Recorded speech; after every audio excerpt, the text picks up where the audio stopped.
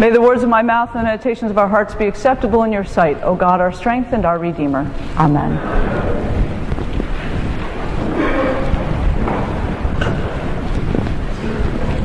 You know, my mother was none too happy at the prospect of me marrying that fisherman, Peter.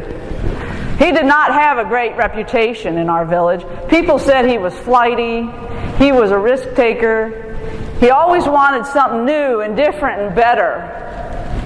I mean, why not just settle down and have a good life? But my father said, now look, that girl is 16 and it is time for her to be out of this house and having a family of her own.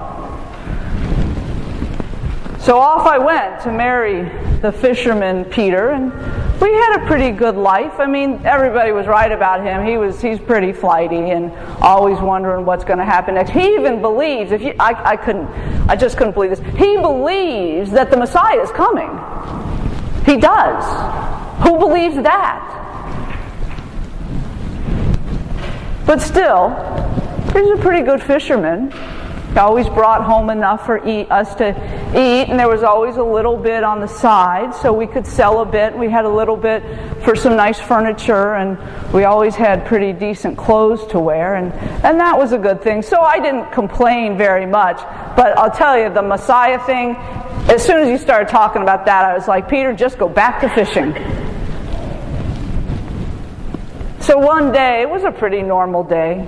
The men had been out early, as they so often were, fishing, and they had come back in towards shore and to divvy up what they were going to keep and what they were going to sell, what was going to get thrown back that day. And I knew they'd be hungry, so I just packed up a little basket, and I thought I'd just take it out to them with a drink of water. And as I was walking through the village and down towards the sea, I could see this man kind of off in the distance. I mean, it was just about dawn, and he was walking down the seaside. And every so often he'd stop and talk to somebody. All the fishermen were out, and you could see people chatting with him and kind of shaking their heads, and he kept walking farther down and walking farther down. Just about the time I reached Peter and his brother Andrew, this man reached us.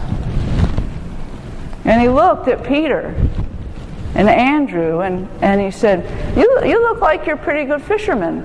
And he said, yeah, we do all right. We have enough for our families, and we live a good life. And he said, well, if you come with me, I'll teach you how to fish for people.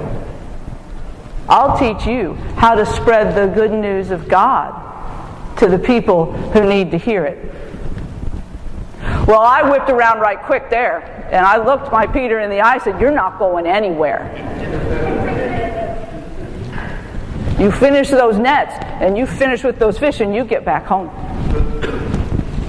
Well, he got that look in his eye. That look that means nothing good is about to happen. And he said to me in a whisper, he said, I think this might be the Messiah. Again? I said, no, really. I think this might be the Messiah. I need to find out. I said, what are we supposed to do?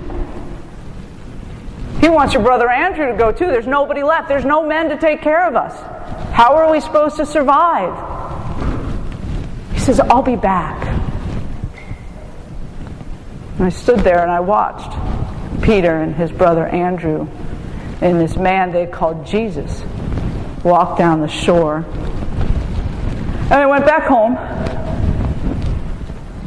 and I said to my mother, you were right about that man Peter, because he just took off with some guy named Jesus, and I don't know when I'm going to see him again. She said, we'll take care of everything.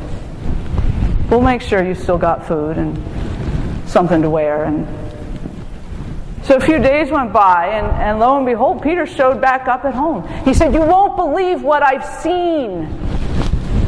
I saw a blind man get his sight back. I saw a man who couldn't walk stand up and take his pallet and walk away. I have seen God at work. I said, really? There's been a lot of work around here I ain't seen done.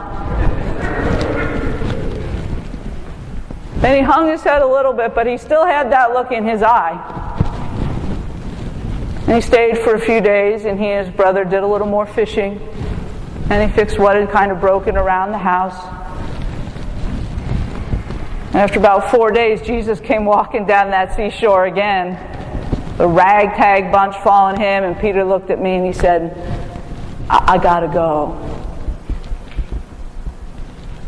Well, this was the pattern for quite a long time. Peter and Andrew and that was James and John.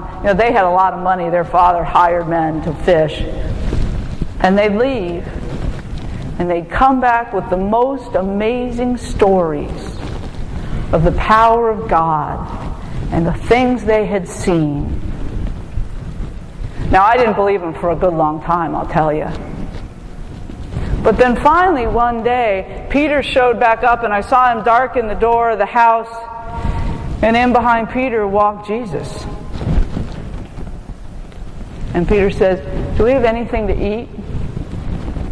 I said, yeah, give me a little bit of time, and I made up a little bit of bread and fish, and we sat down. And Jesus said to me, your husband is a strong man. Your husband is a man of faith and of goodness. I think your man is one who walks with God. Well, the most amazing things started to happen to me because I realized that over all this time, Peter had been coming and going and bringing these stories home. And in all that time, it was sort of like, you remember that story of that woman and the prophet Elijah, and the oil never went empty and the meal never went empty, and she ate and ate, she and her son ate and ate and ate till the famine was over? They like to tell that story in the synagogue. That's what happened to us. Peter would come and go, and somehow, it must have been by the grace of God, our families continued on. We found what we needed. How about you? Do you take risks? Are you a risk taker? As you can tell, I'm not. I'm not, but some of y'all are. I'm sure you are. I'm sure you're ready to get out there looking for the next thing. Maybe you're waiting for somebody to walk down the seashore. But I think, just this time, I think the risk might have been worth it. Amen.